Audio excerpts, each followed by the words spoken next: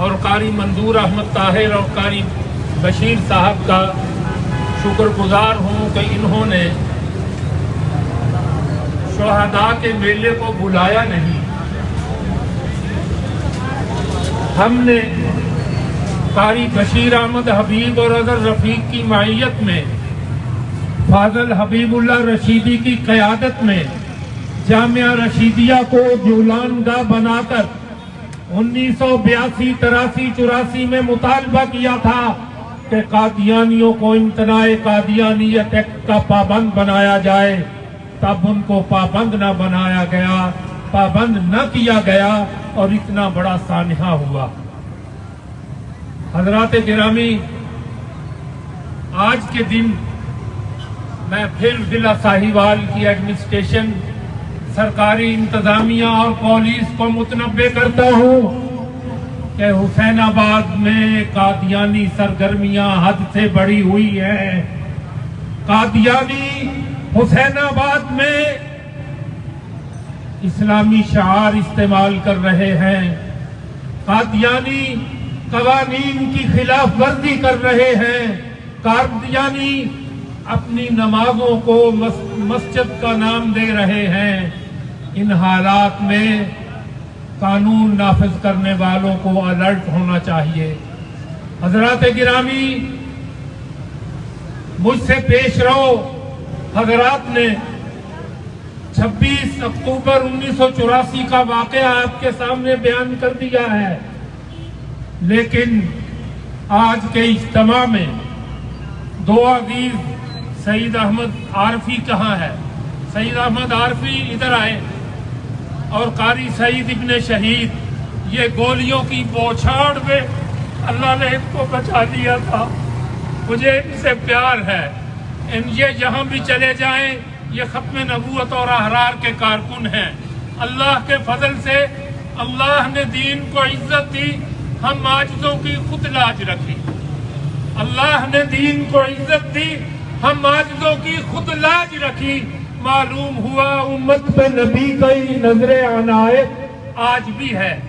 حضرات گرامی، ہم نے یہ کیس لڑا فاضل حبیب اللہ رشیدی، پیر جی عبدالعلیم اور جامعہ رشیدیہ کی قیادت میں اس کیس کو منطقی انجام تک پہنچایا، اور عبدالمتین چودھری، قاری منظور احمد طاہر اور جامعہ رشیدیہ نے اس میں، اور مولانا عبدالستار عیدگاہ والے، انہوں نے اس میں کلیدی کردار ادا کیا.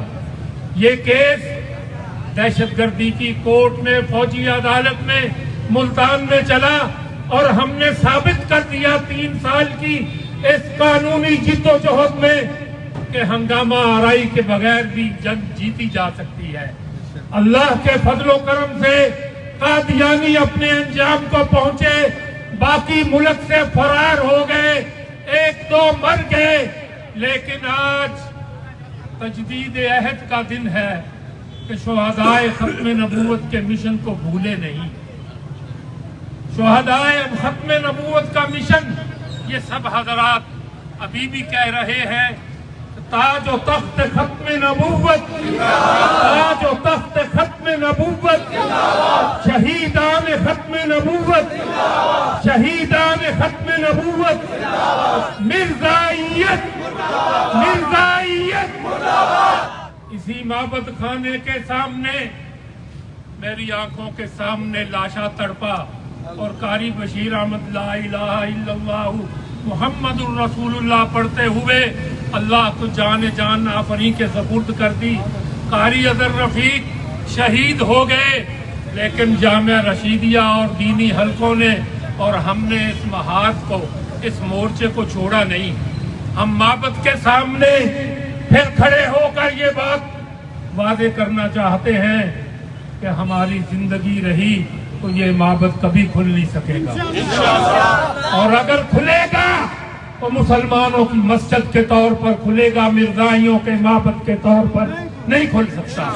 قاری منظور احمد طاہر صاحب اس بات کے گواہ ہیں کہ مختلف اوقات میں قادیانیوں نے اس معبد کو کھلوانے کی بارہا کوشش کی ہے، لیکن جب تک ہم زندہ ہیں، جب تک ختم نبوت کے پروانے زندہ ہیں، یہ معبد نہیں کھلے گا اور ساہیوال ضلع سے قادیانیوں کا تابوت نکلے گا۔ حضرات گرامی، ملکی سطح پر اور بین الاقوامی سطح پر ورلڈ اسٹیبلشمنٹ کا کارندہ لارڈ طارق احمد وزیر اعظم کو آ کر ملتا ہے، بلاول کو ملتا ہے، حکمرانوں کو ملتا ہے۔ ہم مسلم لیگ سے یہ کہتے ہیں کہ 13,000 انسانوں کا خون تمہارے سر ہے۔ 1953 کا 13,000 خون، 13,000 شہداء کا خون تمہارے سر ہے، تم قادیانیت سے باز آ جاؤ۔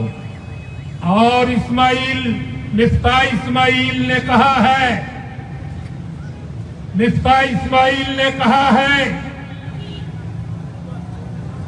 کہ یہاں جہانی قادیانی ڈاکٹر عبدالسلام نوجوانوں کا ہیرو ہے، وہ ملک کا غدار ہے، وہ ملک کا غدار ہے، اسلام کا غدار ہے۔ اس نے پاکستان کے ایٹمی راز 1984 میں امریکہ کے ہاتھوں فروخت کیے۔